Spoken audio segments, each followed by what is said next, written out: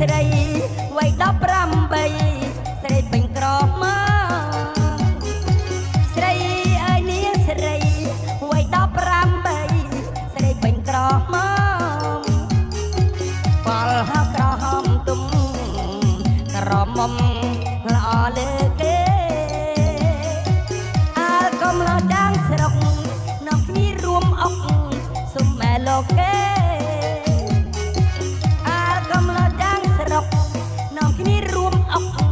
សុំបែលោកគេនៅមិនបានទេសុំម៉ែលោកដីស្ដីអូនសុំម៉ែលោកដីដណ្ដឹងអូនស្រីការអត់អើភូមិម្ដងសុំម៉ែលោកដីដណ្ដឹងអូនស្រីការអត់អើភូមិ